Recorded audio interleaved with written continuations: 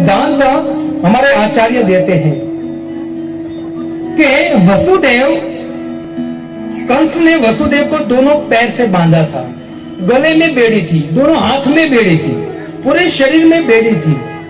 लेकिन जैसे 8वें गर्भ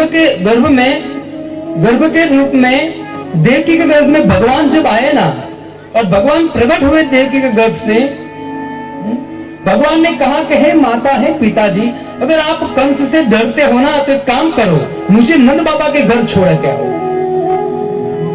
तो वसुदेव ने भगवान की बात मान ली। वसुदेव ने जैसे ही, ध्यान से सुनो, बहुत सुंदर सिद्धांत है, अगर आप इस सिद्धांत को जीवन में उतारोगे ना तो आपके जीवन के, संसार के जो भी बंधन है ना, वो बंधन से हम भी छूट जाएंगे। वसुदेव ने जैसे ही भगवान कृष्ण को उठाया, भक्तों, भगवान को उठाया ना, उनकी जो लोहे की बेड़ियां थी ना, सब छूट गई, बेड़ियां तुरंत छूट गई।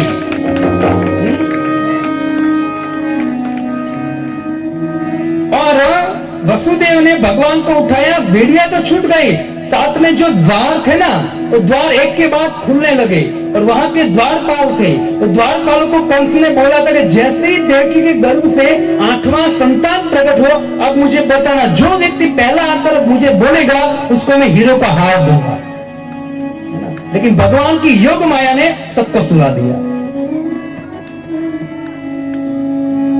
भगवान को भक्तों वसुदेव से सीखना चाहे, कोई व्यक्ति अगर भगवान को उठाता है ना, उसके कर्म बंधन, उसके माया के फंडे छूट जाते हैं, है ना। इससे क्या करना चाहिए? अगर हम इस संसार की माया रूपी इस जंजाल से छूटना चाहते हो ना, तो वसुदेव की तरह भगवान को उठाना चाहे। भगवान को उठाना मतलब इस कलयुग में क्या करना चाहिए? भगवान के नाम को अपने मुख से उच्चारण करना चाहिए। हरे कृष्णा कृष्णा कृष्णा हरे हरे, हरे राम इसलिए तो ठाकुर जी भगवत गीता में कहते हैं, है ना, देवी ईशा गुणमयी मम माया दुरत्या। हे अर्जुन, मेरी माया शक्ति है ना, बहुत दुरत्य है, दुख देने का कारण माया आ रही है। लेकिन उस असह्य माया को छूटना है ना, आपको क्या करना पड़ेगा? भगवान कहते हैं मामे में प्रवर्तन्ते माया मेता तंतिते। अर्जुन, अगर कोई व्यक्ति मेरी शरण में आएगा, मेरे नाम की शरण में आएगा, मेरी भागवत कथा की शरण में आएगा ना, तो माया से मुक्त हो जाएगा वो। भगवान के शब्द है भगवत गीता में, और यहां दिख रहा है ना, ये बेड़ियां थी वसुदेव को, जैसे भगवान को उठाया बेड़ियां छूट गई, है ना, सब बंधन छूट गए। वसुदेव लेकर गोकुल में गए, वहां से माया देवी को उठाकर लाए, और जब वापस आए ना भक्तों, क्या हुआ? वापस दरवाजे बंद हो गए। अब हुआ ऐसा कि वसुदेव आ तो गए उस पुत्री को लेकर, लेकिन अब वसुदेव थोड़े डर रहे थे कि अब क्या करें। क्यों? क्योंकि उनको लगा बेड़ी अपने आप छूट गई तो अपने आप बंध जाएंगे ना। लेकिन आए, उस माया देवी को लेकर आए तो बेड़ी बंद नहीं रही थी, बंद नहीं रही थी। तो वसुदेव ने क्या किया? आचार्य कहते कि विचार कीजिए आप भक्तों, जिसने एक बार भी भगवान को अपने हृदय में अपने मुख से उच्चारण किया, उनके नाम का, उनकी कथा सुनाना, है ना, तो माया देवी उसको बंधन नहीं डाल सकती है। ये वसुदेव से सिखा रही है। बंधन नहीं हो रहा था, वसुदेव डर रहे कि क्या करूं। वसुदेव ने बेड़िया स्वयं पकड़ी और स्वयं बंध दिया। बेड़ी ने भी सोचा कि जिसके घर, जिस भगवान ने अनंत कोटि ब्रह्मांड का अधिपति भगवान श्री कृष्ण जिसके घर जन्म लिया है, उसको हम कैसे बांध सकते हैं। वसुदेव ने खुद बेड़ी पहन ली। वहां हमारे आचार्य कहते देखो, माया को हाथ में उठाओगे ना तो बेड़ी पहननी पड़ेगी। माया को आप हाथ में उठाओगे, वो माया को लेकर आए ना, नंद बाबा के घर से माया को लेकर आए ना, तो बेड़ी बंध गई, बंधनी पड़ी, है ना। और जब कृष्ण को उठाया तो अपने आप छूट गई। ये माया में और कृष्ण में अंतर है। जहां कृष्ण तहां माया नहीं अधिकार। जहां कृष्ण है ना, वहां माया आपको छू भी नहीं सकती। वसुदेव जैसे लेकर आए, बेड़िया पहन ली, अचानक उस बालकी ने रोना चालू किया। उस मूर्ख जो द्वारपाल थे, तो जगह तुरंत उस मूर्ख को पता है कि हम कितने लेट हो गए हैं, तुरंत भागे, कंस को बोला महाराज महाराज देवकी का 8वां गर्भ प्रकट हो चुका है। महाराज आए, तुरंत देखा तो कौन था? पुत्री थी। कंस को लगा अरे पुत्री है ये तो कंस तो कंस था। कंस ने बोला जो भी है, हो सकता है कि विष्णु मतलब भगवान एक पुत्री के रूप में भी आया हो, वो मायावी है, वो मायावी कहता ना भगवान को। भक्तों, सुखदेव गोस्वामी कहते हैं कि जैसे ही उस बालकी को कंस ने हाथ में उठाया ना, उठाकर जैसे ही पटकने जाए, मारने जाए, उसी समय उस वो लड़की योग माया कंस के हाथ से छटक गई, निकल गई और आकाश में चली गई। सुखदेव गोस्वामी कहते सात हस्तात सर्व उत्पत्ति, उत्पन्न हुई, सद्यो दिव्यंबरम गता, तुरंत दिव्यंबरम गता मतलब आकाश में चली गई। और कैसी थी? अदृश्यम तानुजा विष्णु सा युधा अष्टभुजा, 8 भुजा में हो गई माया देवी, साक्षात दुर्गा। और दुर्गा खड़ी रहकर जैसे खड़ी, कंस को आश्चर्य हुआ, अरे बाप रे ये तो मेरी माँ है। क्योंकि दुर्गा किसका भक्त था? सॉरी, कंस किसका भक्त था? दुर्गा का भक्त था। हिरण्यकशिपु किसका भक्त था? ब्रह्मा का भक्त था। रावण किसका भक्त था? शिव जी का भक्त था। आतंक मचा रहे थे लोग। लेकिन भक्तों, जब भगवान की भ्रुकुटी हिल गई ना, अब देखिए रावण को भगवान ने मार दिया, वहां शिव जी आए भी नहीं थे। हिरण्यकशिपु को फाड़ दिया, वहां ब्रह्मा जी आए थे भी नहीं। कंस को भगवान ने एक झापट मारा, मार दिया, वहां दुर्गा नहीं आई थी। और ऐसा नहीं कहा था प्रभु छोड़ दीजिए मेरा भक्त है, नहीं, है ना, क्योंकि जब कृष्ण मारना चाहे ना तो कोई बचा नहीं सकता है। अब एक एग्जाम्पल मुझे दिखाए कि कृष्ण का भक्त हो और कृष्ण के भक्त हो किसी ने मारा हो और भगवान ने बचाना है ना। जो प्रहलाद को देख लीजिए, 5 पांडव को देख लीजिए, द्रौपदी को देख लीजिए आप। कंस को दुर्गा बोली, दुर्गा को देखकर कंस हाथ जोड़कर प्रार्थना करने लगा। उसी समय दुर्गा कहती कि हे दुष्ट, तू जिसको मारने की कोशिश कर रहा है ना, वो देवकी का 8वां गर्भ कहीं और प्रकट हो चुका है, अब तू मरने की तैयारी कर। ये दुर्गा ने कहा साक्षात, जिस दुर्गा की पूजा करते ना वो माया है, बहिरंगा माया है, भगवान की शक्ति है। इसलिए मूल में पानी डालो। शास्त्र कहते हैं यहां वहां मत भक्तो, भगवान एक है, वो है कृष्ण, स्वयं कृष्ण तू भगवान स्वयं, भागवतम कहता है। यथा तरो मूल निश्चित नैना स्तुभ्यंती स्कंद भुजोप शाखा, मूल में पानी डालो। आपको अगर मान लीजिए वृक्ष है, उसको हरा भरा रखना है तो आपको कहां पानी डालना पड़ेगा? मूल में। अगर आप चाहोगे कि नहीं मैं मूल में पानी नहीं डालूंगा, मैं डाली पर पानी डालूंगा, तो क्या होगा? वृक्ष सूख जाएगा। आपको अगर हाथ चलाना है, आंख चलानी है, कान चलाने हैं, पैर चलाने हैं, तो खाना कहां डालना पड़ेगा? भोजन कहां डालना पड़ेगा? पेट में। आप मुंह के द्वारा पेट में डालना पड़ेगा ना। अगर मान लीजिए कि हाथ, पैर, कान वो सब हड़ताल करें कि नहीं हम क्यों भाई पेट को खाना दे, हम खुद खाएंगे, यहां 2 चपाटी बांध दिया, यहां 2 चपाटी बांध दिया, यहां पैर में 2 चपाटी बांध दिया, कुछ होगा? 2 दिन में ढीला पड़ जाएंगे सब, है ना। आंख काम करना बंद कर देगी, नाक काम करना बंद कर देगी। फिर सबको मिलकर क्या करना पड़ेगा? भाई हमसे नहीं होगा, काम करो, जो भी था पहला सिस्टम चलाओ, पेट को खाना दो। मूल है पेट, जब पेट को खाना दोगे ना पूरी इंद्रियां आपकी प्रफुल्लित हो जाएंगी। वैसे ही आप जब भगवान कृष्ण की पूजा करोगे ना, समस्त देवी देवता प्रसन्न हो जाएंगे।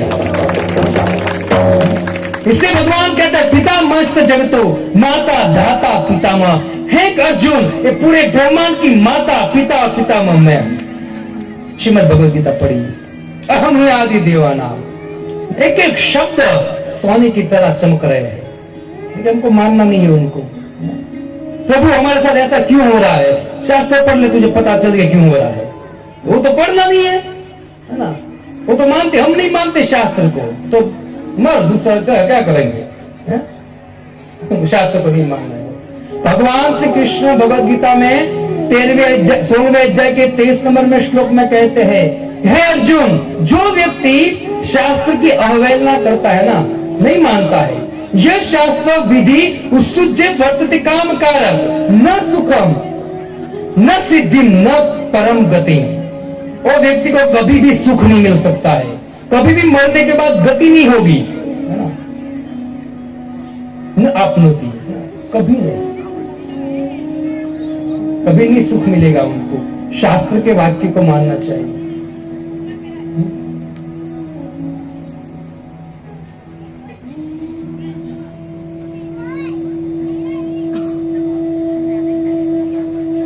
जब भगवान श्री कृष्ण नंद बाबा के घर उत्सव हुआ, उसके बाद सुखदेव गोस्वामी कहते हैं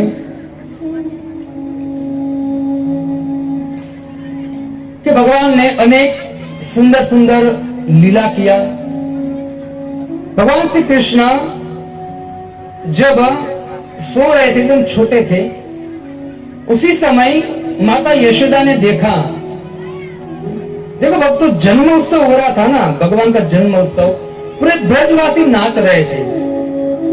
सुखदेव गोस्वामी कहते हैं कि इतने आनंदित थे ब्रजवासी कि हम जब होली खेलते तो कलर उड़ाते हैं ना, गुलाल कलर उड़ाते एक दूसरे पर।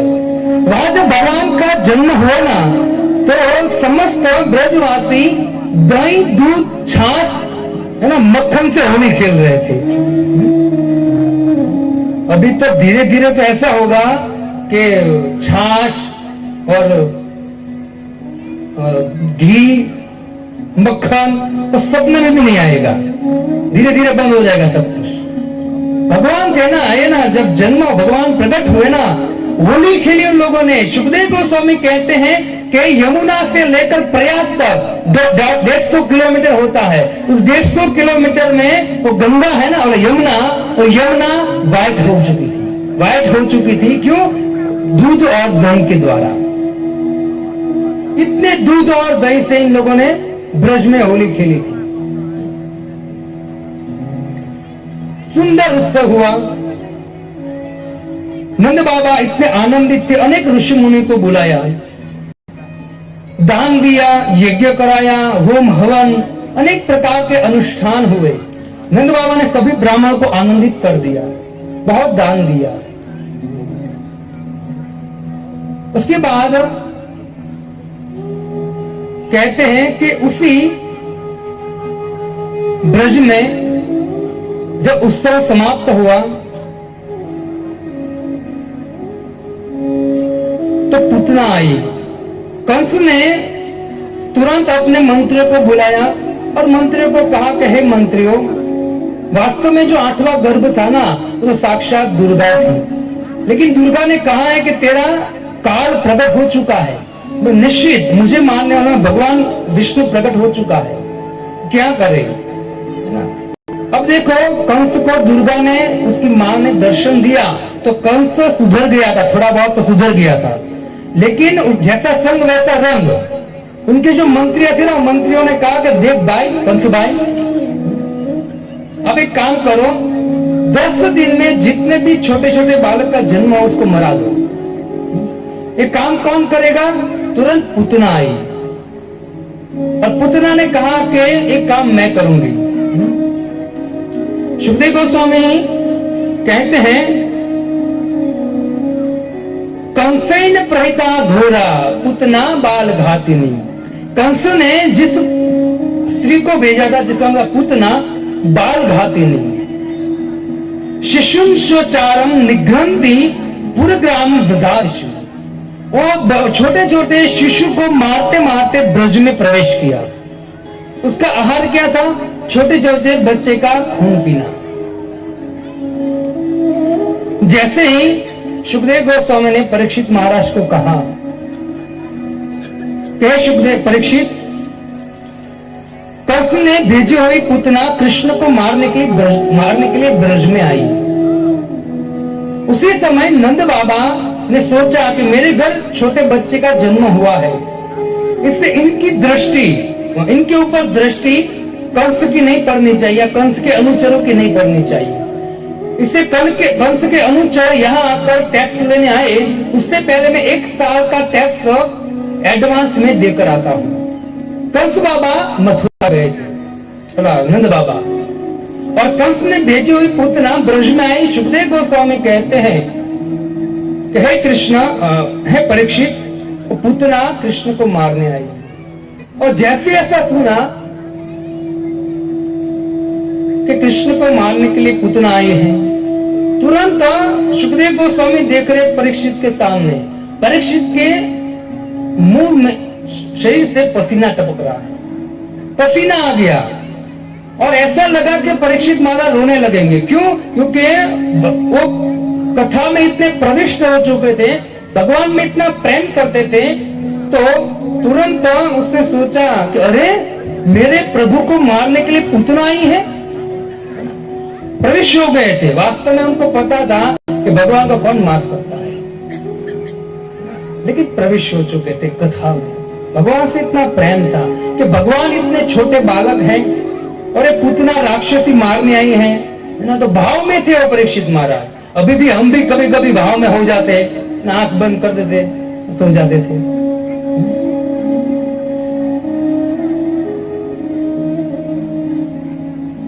जैसे पता चला कि पुतना आए हैं, सुखदेव गोस्वामी कहते हैं कि परीक्षित महाराज के मुंह पर पसीना देखकर सुखदेव गोस्वामी, ये नहीं, आपको लगता है कि पुतना आई है, पुतना कृष्ण को मारेगी। अरे राजन, अब विचार कीजिए, जहां भी भगवान का नाम उच्चारण होता है ना, जहां भगवान का नाम उच्चारण होता है, जहां भगवान की कथा होती है, वहां कोई भूत प्रेत का साया भी आ नहीं सकता है। नाम और कथा के इतना प्रभाव है, लेकिन आप खामखा डिस्टर्ब हो रहे हो, दुखी हो रहे हो।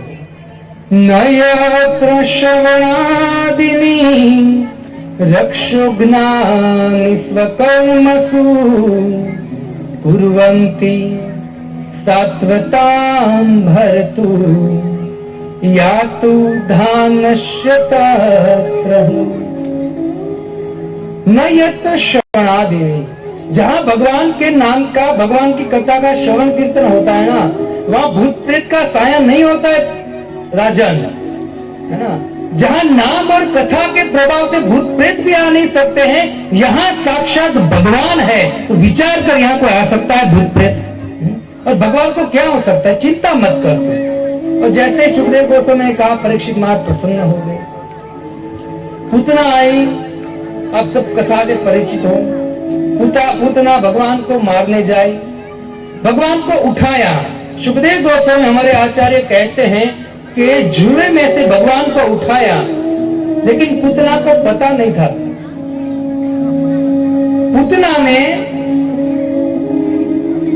रस्सी समझकर सांप को उठाया, और जो कोयला होता है शांत हो जाता है ना, कोयला अग्नि में जब आप चूल्हा जलाते हो, कोयला शांत हो जाता है, कैसा राख हो जाता है ना, लेकिन जैसे ही कोयला को हिलाओगे तो अंदर से, है ना, अभी जलता हुआ कोयला आपको दिखेगा। तो वैसे ही जैसे कोयले पर राख जम गई है, वैसे भगवान बैठे थे और पुतना ने उठाया। सनातन गोस्वामी कहते हैं इनको पता नहीं इसने जलते कोयले को उठाया है। जैसे भगवान को उठाकर बाहर गई, अपने स्तन को भगवान के मुख में रखा, है ना, तो भगवान तो भगवान है, भगवान उसके स्तन से दूध पीने लगे, और दूध पीते पीते धीरे धीरे उनके प्राण पीना चालू किया। पुतना तुरंत अपने स्वरूप में प्रकट, है ना, बड़ी होने लगी, विकराल राक्षसी के रूप में प्रकट हो गई, और बारंबार कृष्ण को कहते मुंचता मुंचता हमेशा, मोह छोड़ दे, अरे छोड़ दे छोड़ दे छोड़ दे। लेकिन भगवान कहते हैं कि पुतना, मैं जिसको एक बार छोड़ता हूं ना, उसको पकड़ता हूं ना, उसको छोड़ता नहीं। अभी मैंने तुझको पकड़ा है, छोड़ूंगा नहीं मैं तुझे, जब तक तुझे मैं मेरे धाम में न ले जाऊं ना, तब तक अब छोड़ने वाले नहीं हूं। क्योंकि तू मेरे पास आई है। कोई भी भाव से आई हो। कभी कभी होता है हम भागवतम कथा में आते हैं, कोई प्रसाद के लिए आता है, कोई यहाँ पर गप्पे लड़ाने आता है ना। कथा नहीं सुनते हैं, आपस में गप्पे लड़ाते हैं, है ना। शर्म भी नहीं आती है ना। घर चले जाओ, घर जाके गप्पे लड़ाओ। यहाँ के क्यों बात करना फालतू। कथा सुनना है तो कथा सुनो। तो अनेक प्रयोजन से आते हैं, लेकिन भगवान यहाँ पूतना को कहते हैं, हमारे आचार्य कहते हैं, हे पूतने तू छोड़ दे कहते हैं। मेरा स्वभाव है कि एक बार मैं जिसको पकड़ता हूं उसको छोड़ता नहीं हूं जब तक मैं उसे अपने धाम में न ले जाऊं। तुझे जब तक मेरे धाम में प्रस्तापित न कर दूं तब तक छोड़ूंगा नहीं मैं तुझे। पूतना को छोड़ा नहीं भगवान।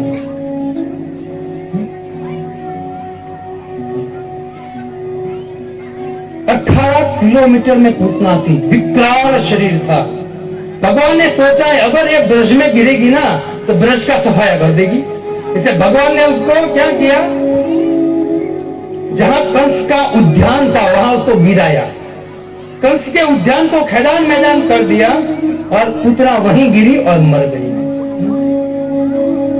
कहते हैं कि पूतना मरी ना, हम कहते पूतना को मारा, लेकिन वास्तव में कहा जाता है कि पूतना उद्धार, भगवान ने पूतना का उद्धार कर दिया, पूतना का उद्धार किया।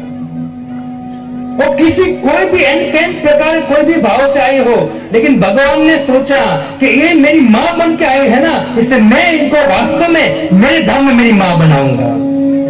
अहो बकीयम स्तन कालकूटम, क्या लगा कर आई थी, अपने स्तन पर कालकूट नाम का विष लगा कर आई थी, जिसका स्वाद से व्यक्ति मर जाता है। तो विष भगवान को खिलाने के लिए आई थी। लेकिन कहते सुखदेव गोस्वामी, अहो बकीयम स्तन कालकूटम जिदासयाप्या यदप्य साध्वी लेभे गतिं धातुचितं ततोन्या कंबा दयालु शरणं ब्रजेम। इससे बड़ा दयालु कौन हो सकता है। जो पूतना भगवान को कालकूट नाम का विष लगाकर मारने के लिए आई थी, वही भगवान ने वही पूतना राक्षसी को मातृम धात्रिम गचितम ततोन्य, अपने धाम में उसको माता की गति दे दी। इससे दयालु कौन है। वास्तव में भक्तों भगवान इतने दयालु है ना, हमको श्वास पानी सब कुछ देता है, लेकिन हम उसका नाम नहीं लेते, हम उनका भजन नहीं करते है ना, फिर भी देता है। कभी आपने सुना कि ये 10 व्यक्ति भगवान का भजन कर रहा है, ये 10 व्यक्ति नहीं कर रहे, तो भगवान इसको पानी दे रहे, हवा दे रहे, उनको नहीं दे रहे, क्यों, वो भजन नहीं कर रहे। ऐसा कभी सुना आपने? नहीं। भगवान सर्वोहम है, समान है, भगवान दयालु है। भगवान सोचते हैं कि भले, क्योंकि भगवान को पता है मेरा है, मेरा पुत्र है, लेकिन एनकेन प्रकार है ना, ये व्यक्ति की, ये मेरा पुत्र जो है जीव, उसकी बुद्धि बिगड़ गई, मुझे छोड़कर भोग करने लगा है, लेकिन है मेरा। हम एक गुजराती में अपने हम कहते हैं कि पुत्र कुपुत्र होता है ना, क्यों क्या गुजराती में, हाँ बराबर नहीं समझाना है उनको। मतलब पुत्र है, वो माता को भले कुछ भी, पिता माता पिता को कुछ भी कह दे, लेकिन माता पिता उस पर दयालु होते हैं। वैसे ही भगवान ने सब कुछ दिया, लेकिन हम भगवान को छोड़कर इस संसार का भोग करने लगे हैं, भगवान को भूल गए हैं। लेकिन भगवान इतने दयालु हैं, फिर भी हमारे उद्धार के लिए दिन रात सोचते रहते हैं, है ना। कभी वो भगवत गीता देने आते हैं, कभी अपने नाम के रूप में आते हैं, कभी अपने संतों को भेजते हैं, कभी भागवत के रूप में आते हैं, और बारंबार हमको कहते कि बेटा तू मेरा नाम ले, मेरी कथा सुन, मेरी भक्ति कर, इस नश्वर, इस दुखदायी संसार से तू मुक्त हो जाए। बारंबार दया है भगवान। अगर बुद्धि है ना थोड़ी सी, घर जाकर सोचना, आप सब कुछ देने वाला भगवान है, लेकिन जो भगवान हमको कुछ कहता है ना, वो हम सुनते नहीं। भगवान की बात सुननी चाहिए। उतना मारने आई थी, सोचे फिर भी, है ना। हम कभी ऐसा सुना कि प्रभु जी एक व्यक्ति तलवार लेकर दूसरे व्यक्ति के पीछे पड़ा मारने के लिए, और जैसे वो मारने गया ना, तो सामने वाले व्यक्ति ने क्या किया, सामने वाले व्यक्ति ने उसको एक 50 लाख का बंगला दे दिया, तो सुना कभी? भगवान को मार नहीं, भगवान ने उन्हें अपना दान दे दिया। सोचिए, यह भगवान की दया। कम्बा दयालु शरणम ब्रजे। जो व्यक्ति शरण में आता है ना, भगवान उसको माता की गति, जो गति यशोदा को दिया, जो गति देवकी की दिया, वही गति पुतना को दिया, भले पुतना राक्षसी थी। बस आप कोई भी भाव से भगवान के पास जाओ। पुतना का उद्धार किया भगवान ने, और फिर अनेक मंत्रों से भगवान का स्वस्ति वाचन, अभिषेक हुआ। अभिषेक के बाद भगवान को पारण में झुला रही थी यशोदा। जैसे भगवान झूले में सो गए ना, यशोदा ने देखा कि कृष्ण करवट बदला। समझे आप? करवट लेते ना बच्चे, जैसी करवट लिया, यशोदा तुरंत नंद बाबा को बुलाया कि देखो हमारा बेटा ने करवट लिया, मतलब वो शक्ति अभी बड़ा हो रहा है। तो तुरंत करवट बदलने के लिए बदले, इससे तुरंत उत्सव हुआ। तो उत्सव के समय बहुत सारे मेहमान आए थे। तो माता यशोदा ने क्या किया, कृष्ण को लेकर बाहर एक शकट था, मतलब बैलगाड़ी थी, बैलगाड़ी के नीचे सुला दी। उनको लगा इतने मेहमान है तो मेहमानों को मैं ध्यान रखूंगी, इनका ध्यान नहीं रख पाऊंगी, तो इसको बाहर रख दी तू बैलगाड़ी के नीचे, और बच्चों को कहूंगी कि छोटे छोटे बच्चों को कहूँ इसका ध्यान रखना। माता यशोदा ने कृष्ण को बैलगाड़ी के नीचे सुलाया भक्तों, और तुरंत माता यशोदा अपने काम पर लग गए, अपने स्वजनों, अपने सगा संबंधियों को खुश करने के लिए लग गए। यहाँ भगवान तुरंत जगे और भगवान गुस्से हो गए। भगवान ने विचार किया कि हे यशोदा तू क्या कर रही है ना? ए वैकुंठ, ए मेरा गोलोक वृंदावन धाम छोड़कर मैं तेरे घर में आया हूं।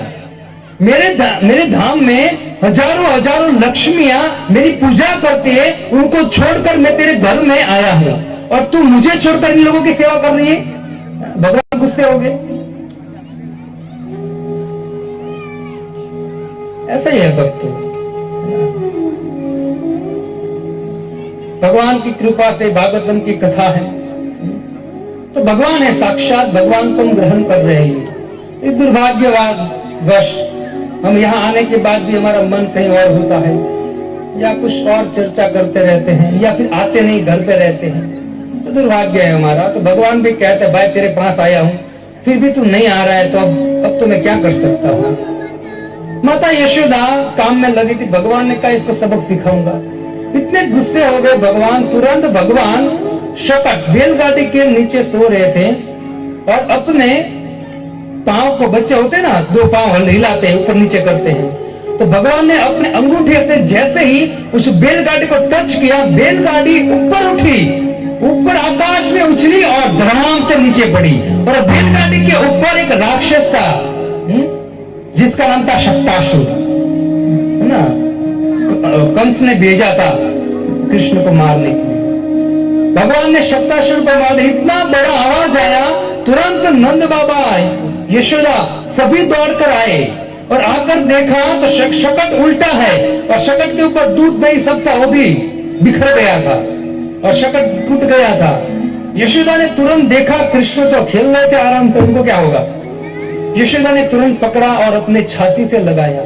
तुरंत नंद बाबा ने पूछा बच्चों को कि क्या हुआ, शकट इतना उछला क्यों? तो तुरंत उस बच्चों ने कहा बाबा सत्य बताए थे। कहा बताओ क्या हुआ? तो बोला कि बाबा ये कृष्ण है ना, यशोदा माता एक कृष्ण को बैलगाड़ी के नीचे रखकर चले गई। एक कृष्ण खेल रहा था, अपने पांव ऊपर नीचे कर रहा था, कृष्ण ने अपने पांव को जैसे बैलगाड़ी पर स्पर्श किया ना, तो बैलगाड़ी ऊपर उछली और नीचे गिरी। नंद बाबा ने कहा पागल हो गए लगते हैं लोग, है ना, इतना छोटा बच्चा, लेकिन वास्तव में उसने किया था सब कुछ। लेकिन ये मानने वाले नहीं है, ब्रजवासी भगवान कुछ भी करे मानने वाले नहीं है, क्योंकि प्रेम है कृष्ण। भक्तों ऐसे सुखदेव गोस्वामी अनेक उसके बाद तृणावत आता है। कौन सा एक असुर को भेजता है जिसका नाम तृणावत, जो बवंडर के रूप में आता है। यशोदा माता बैठी है, कृष्ण को लेकर दूध पिला रही है, और दूध पिलाने के बाद उनको गोद में रखकर खिला रहे हैं। उसी समय भगवान को पता चला कि शक्तासुर तृणावत आ रहा है। मुझे तुरंत भगवान ने सोचा कि अब माँ से मुझे अलग होना है। अब छोटा सा बच्चा है तो माँ से कैसे अलग हो, माँ तो छोड़ के जाएंगे उनको। तो भगवान ने सोचा माँ से अलग कैसे हूं, क्योंकि माँ से अलग हो जाऊंगा तो तृणावत आएगा और मुझे उठाएगा। अगर मान लीजिए कि माता मुझे गोद में लेकर बैठी है तो हो सकता है तृणावत मेरी माँ को भी परेशान करे। इसलिए भगवान ने एक लीला किया, भगवान अपने शरीर के वजन को बढ़ाया, बढ़ाते गए बढ़ाते गए बढ़ाते गए। इतने छोटे बालक इतने भारी हो गए, माता यशोदा को लगा क्या हो रहा है, इतना भारी क्यों हो रहा है। तो यशोदा ने पकड़ के तो नीचे रख दिया।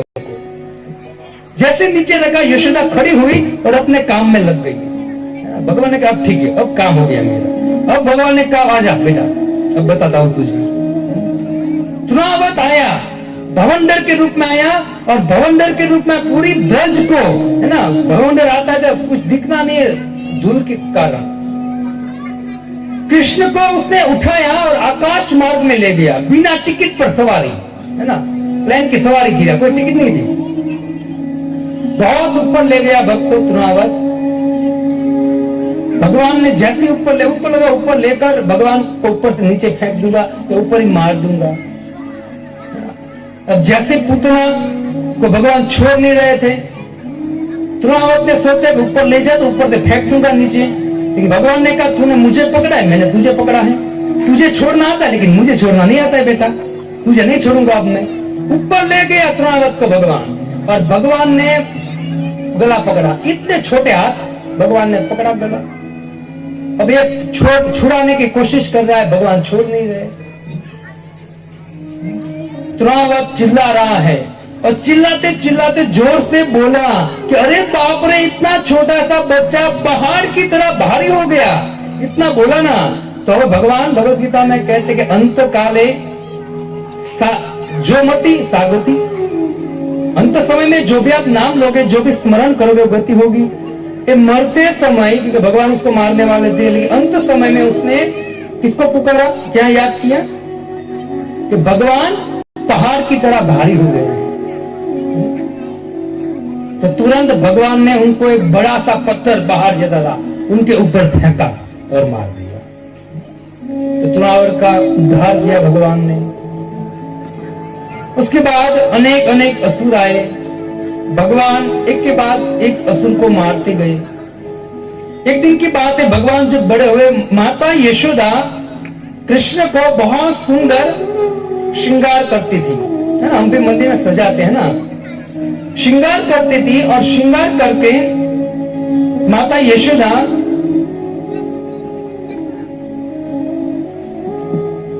उनको खेलने के लिए भेजती थी। भगवान के सुंदर सुंदर बाल को माता यशोदा बनाती थी, बहुत सुंदर बाल थे भगवान के। तेरे बाल बड़े घुंघराले लगते हैं प्यारे प्यारे, तेरे बाल बड़े घुंघराले लगते हैं प्यारे प्यारे, तेरी मोर मुकुट लटकनिया पे, तेरी मंद मंद मुस्कनिया पे, बलिहार प्यारे जो, बलिहार प्यारे जो,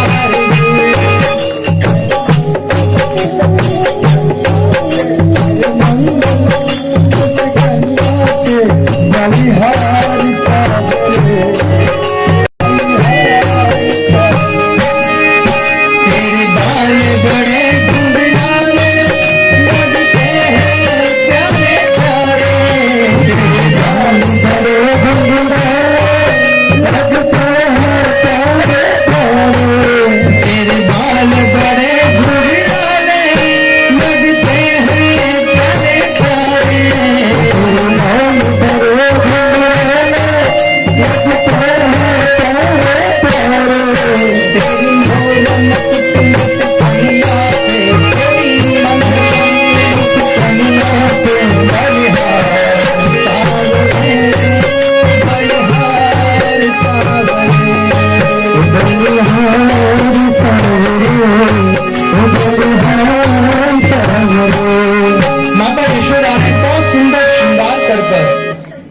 श्री कृष्ण को एक रोटी और रोटी के ऊपर मक्खन लगाया, उसके ऊपर मिश्री दिया और उसको ऐसे गोल गोल करके बच्चों को देते ना माता, वैसे भगवान को दिया।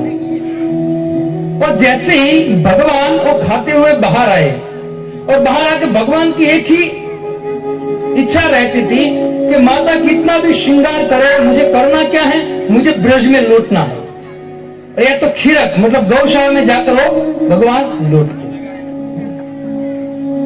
तो तुरंत माता यशोदा ने छोड़ा कृष्ण को, कृष्ण बाहर गए और वो रोटी खाते खाते भगवान श्री कृष्ण उस ब्रज की रज में लौट रहे हैं। ब्रज की रज में लौट रहे हैं तो अचानक माता यशोदा आई और माता यशोदा ने देखा कि अभी अभी इसको तैयार किया है और इतना धूल धूल हो गया है। माता यशोदा ने कहा, अरे तू पहले जन्म में शुक्र तो क्या जो मिट्टी में खेल रहा है, अभी तुझे तैयार किया।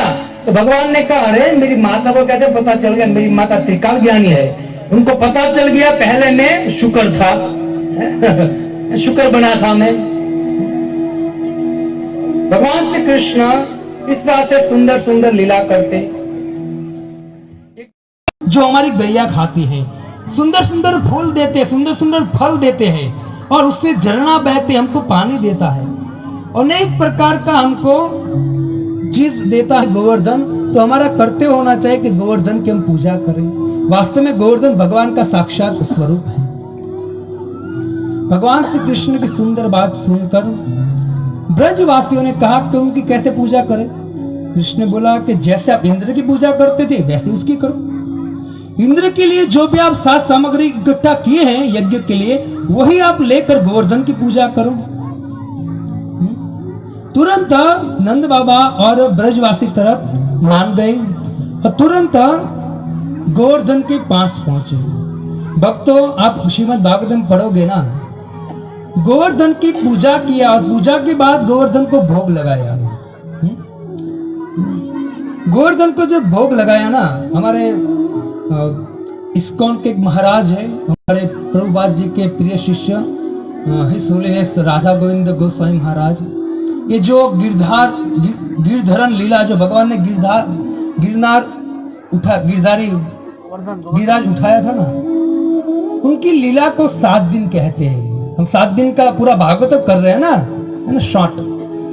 हमारे महाराज 7 दिन में ये कथा कहते हैं, 7 दिन चलाते हैं कथा, है ना। मैं आपको खाली 10-15 मिनट में खत्म कर दूंगा, है ना। 7 दिन, इतनी सुंदर लीला है। क्योंकि अभी हमारा टाइम आ रहा है, हो रहा है धीरे धीरे। तो सभी ब्रजवासी गोवर्धन के नीचे गए, पूजा किया और पूजा के बाद भोग लगाया। अब भोग क्या था तो कहते हैं कि बड़े बड़े कुंड होते हैं ना, कुंड भरकर दाल थी, पहाड़ जैसे चावल थे, जैसे पहाड़ होते हैं ना छोटे मोटे पहाड़, इतने चावल थे, अनेक प्रकार के मिष्ठान थे, है ना, दूध के कुंड थे, दूध दही छाछ अनेक प्रकार के पकवान लेकर गोवर्धन के सामने रखा ब्रजवासियों ने। ब्रजवासियों ने गोवर्धन के सामने रखा और गोवर्धन के सामने रखकर ब्रजवासी तुरंत गोवर्धन की पूजा करते हुए भोग लगाया। उनको भोग लगाया तो मधुमंगल ने कहा था पहले, जब भगवान ने कहा था ना कि नंद बाबा आप गोवर्धन की पूजा करो, इंद्र की पूजा छोड़ो, तो मधुमंगल आदि सखा ने कहा कि बाबा इसकी बात मत मानना, ये कृष्ण की बात मत मानना, ये आपको ये कुछ उल्टा सीधा करेगा, इनकी बात मत मानना। तो कृष्ण ने बोला चुप हो जाओ। लेकिन जैसे ही गोवर्धन के सामने भोग लगाया ना, तो तुरंत नंद बाबा आदि सखाओं ने कहा, कृष्ण तू तो कह रहा था ना कि गोवर्धन इंद्र जो है आपका भोग तो खाता नहीं है ना, और गोवर्धन आपका भोग खाएगा, कहाँ है तेरा गोवर्धन, कहाँ है तेरा गोवर्धन। उसी समय भगवान एक स्वरूप से गोवर्धन में प्रवेश किया और दोनों हाथ निकले और भगवान वही गोवर्धन में से बाहर हाथ निकालकर जो भोग था उसको खाने लगे। चैतन्य चरितामृत में कहते हैं अद्वैत आचार्य कि जब भगवान चैतन्य महाप्रभु वहां प्रसाद लेने गए थे, भगवान चैतन्य का इतना मैं कैसे खा सकता हूँ। तब अद्वैत आचार्य कहते प्रभु बहाना मत बनाओ, गोवर्धन लीला के समय आप कितना खा गए थे मुझे पता है, बहुत खा गए थे, आप खा लीजिए अभी। भगवान ने पहाड़ के पहाड़ दाल दूध दही सब कुछ गोवर्धन ने ले लिया, खा लिया और कहा कि अन्य और लाओ। मधुमंगल ने बोला कृष्ण तेरा भगवान भूखा है, इतना भूखा है, हमारे लिए कुछ नहीं रखा इसने। बहुत सुंदर पूजा किया और पूजा कर तुरंत जो गोवर्धन था, गोवर्धन की परिक्रमा की। हम जब जाते ना गोवर्धन की परिक्रमा करने के लिए, जाना चाहे भक्त, साक्षात भगवान का स्वरूप है गोवर्धन। एक दिन की बात है, एक बार मैं गोवर्धन की परिक्रमा कर रहा था, तो हमारे साथ वृंदावन वासी भी 2-3 साधु थे। हम जैसे स्पीड से जा रहे थे ना, तो आगे ही एक महिला थी, एक स्त्री थी।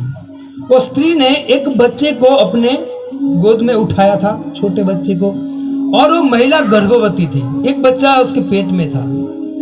हम उसके आगे निकल गए, उसके आगे, और हम 3-4 थे वृंदावनवासी भी साधु थे हमारे साथ, जो खाली धोती पहना था, वो क्या बोलते हैं उसको, गमछा जैसा पहना था, एकदम बाबा जी। हम गए, आगे पहुंचे ना, उस बाबा जी ने तुरंत मेरे सामने देखकर बोला कि देखो, है ना, क्योंकि ब्रजवासी का हृदय कितना शुद्ध होता है। उसने बोला देखो प्रभु, ये माता है ना, वो माता के पुत्र कितने भाग्यशाली हैं। माता तो परिक्रमा कर रही है, वो बच्चा जो है गोद में, उसको पता नहीं है गोवर्धन कौन है और मैं कहाँ हूं, कुछ पता नहीं, एकदम छोटा बच्चा है। और एक बच्चा पेट में है जिसको कुछ पता नहीं है कि मैं गोवर्धन की परिक्रमा कर रहा हूँ। वो साधु ने मुझे बताया कि माता के गोवर्धन की परिक्रमा करने के कारण ये दोनों बच्चे की परिक्रमा हो गई साथ में। कितने भाग्यशाली है ये, क्योंकि गोवर्धन साक्षात भगवान है और भगवान की प्रदक्षिणा कर रहे हैं।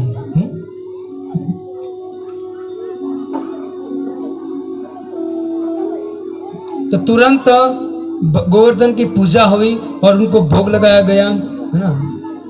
चलो हम गोवर्धन को याद करते हैं। श्री गोवर्धन महाराज तेरे माथे मुकुट विराज रयो।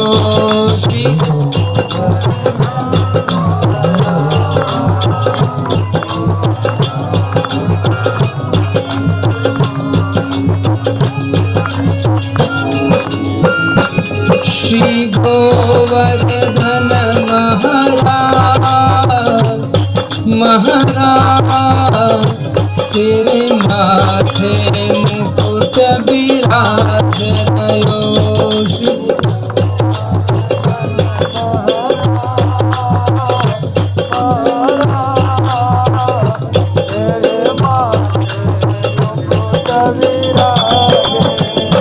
तो पे पान चढ़े, तो पे फूल चढ़े, तो पे पान चढ़े, तो पे फूल चढ़े, तो पे पान चढ़े, तो पे फूल चढ़े, तो पे चढ़े, तो पे फूल चढ़े।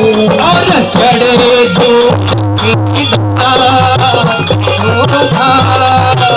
तेरे माथे मुकुट विराज रयो। श्री गोवर्धन महाराज तेरे माथे मुकुट विराज रयो। श्री गोवर्धन महाराज तेरे माथे मुकुट विराज रयो। श्री गोवर्धन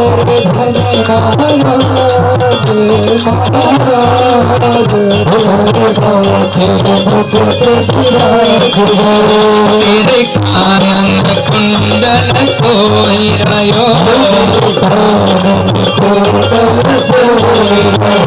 तेरे कानन कुंडल सोई रयो।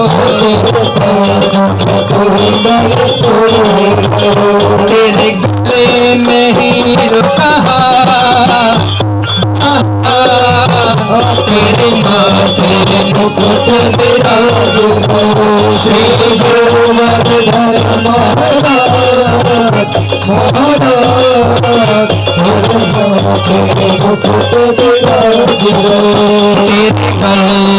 कंठ विराज रहो, तेरे गले में कंठ विराज रहो, तेरी झांकी बनी विशाल,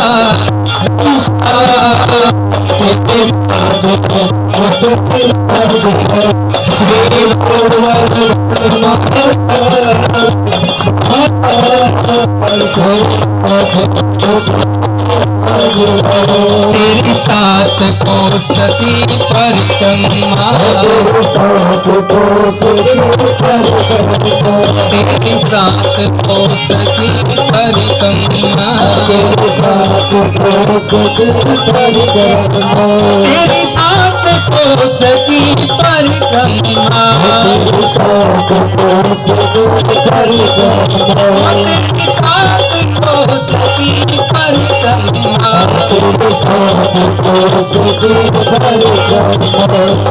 चकलेश्वर विश्राम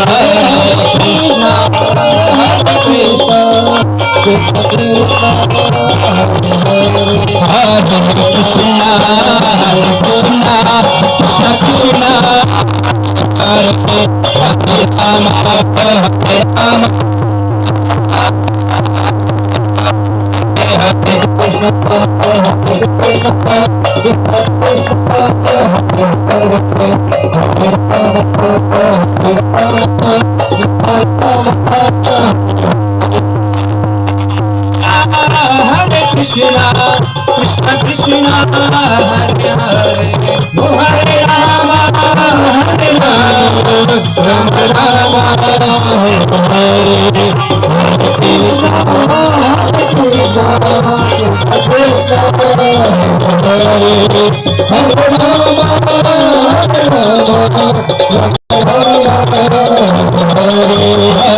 Krishna Hare Krishna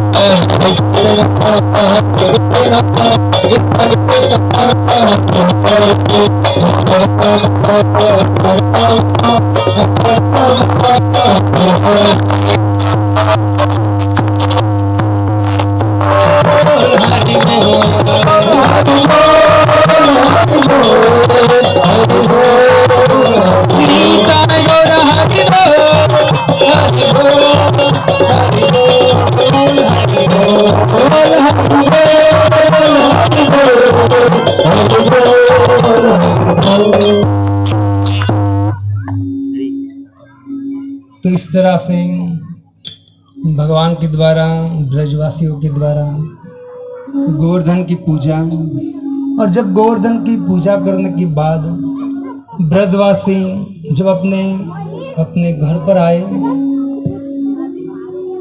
तभी स्वर्ग के राजा इंद्र को पता चला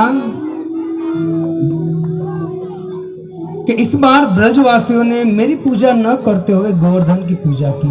किसके कहने से? एक छोटे से बालक को कहने से। इंद्र गुस्से हो गया। देखो भक्तों, इंद्र जो है एक देवता है, स्वर्ग का राजा है, और बारिश का डिपार्टमेंट भगवान ने उनको दिया है।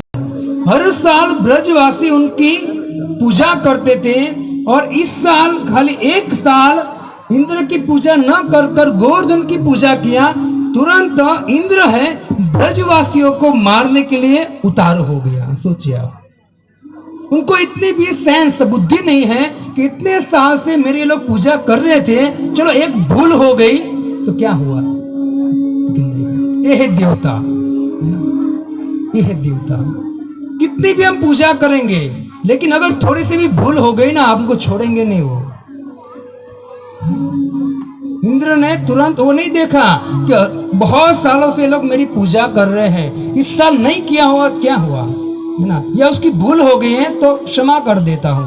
लेकिन इंद्र ने तुरंत क्या किया, समस्त ब्रजवासियों को मारने के लिए, है ना, उनके साथीदार मेघ को बुलाया।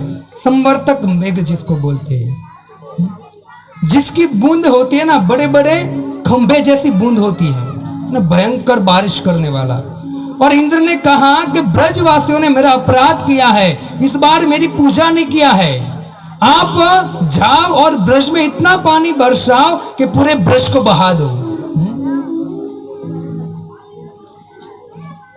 देखो ये इंद्र, ये देवी देवता, क्षमा नहीं करेंगे वो लोग। थोड़ी सी भी अगर गलती हो गई ना, है ना। आप देखिए श्रीमद् भागवतम में 6वें स्कंद में वित्रासुर के प्रसंग में, वित्रासुर के मतलब त्रष्टा यज्ञ कर रहे थे, और यज्ञ में त्रष्टा आहुति डाल रहे थे कि इंद्र शत्रु विवर्धस्व, कि इंद्र का शत्रु प्रकट हो, इंद्र को मारे ऐसा शत्रु प्रकट हो। लेकिन थोड़ी सी मंत्र में थोड़ी सी गलती होने के कारण क्या प्रकट हुआ, वित्रासुर असुर प्रकट हुआ, जो इंद्र के द्वारा मरे ऐसा असुर प्रकट हुआ, थोड़ी सी भी गलती। इसे भक्तों भगवान को भावग्राही कहा गया है। भगवान की पूजा करते हो, अनुष्ठान करते हो, भगवान की भक्ति करते हो, कितनी भी भूल हो जाए ना, भगवान क्षमा कर देते हैं। अनेक लोगों, भागवत में कथा है, अनेक लोगों ने बहुत गलती किया है, भगवान उनको क्षमा कर दिया है।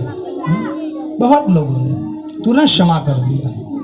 भगवान को पता है ये जीव है, और जीव का काम है भूल करना, इसे क्षमा करना ही बेटर है, इसको भगवान बोलते हैं। लेकिन ब्रजवासियों को इंद्र क्षमा करने वाला नहीं है, बोला सबको मार दो। इंद्र ने तुरंत मूसलाधार बारिश किया, इतनी बारिश कि ब्रजवासियों दौड़ने लगे, कहा मर जाएंगे हम। तो तुरंत नंद बाबा आदि ब्रजवासियों ने सोचा कि जिसने हमको गोवर्धन की पूजा करने की टिप्स दी है, मतलब क्या बोलते हैं, आइडिया दिया है, उनके शरण में जाओ, कृष्ण के शरण में जाओ, दूसरा कोई उपाय नहीं है। ब्रजवासी भगवान की शरण में आया, बोला कृष्ण बचाइए। अब इंद्र कोपायमान हुआ है, मार देगा सबको। भगवान से कृष्ण ने बोला आप डरिए मत, जिसकी पूजा आपने किया है वो गोवर्धन ही आपकी रक्षा करेगा, चलो गोवर्धन के नीचे। सब ब्रजवासी गोवर्धन के नीचे गए, और भगवान ने उस गोवर्धन को अपने इशारे से, अपनी शक्ति से गोवर्धन को ऊपर उछाला और अपनी दर्जनी उंगली से धारण कर लिया, और ब्रजवासी को बोला कि हे ब्रजवासी आ जाओ नीचे। पूरे गोवर्धन के नीचे पूरे ब्रजवासी आ गए हैं सिर्फ, और इंद्र ऊपर से बारिश कर रहा है।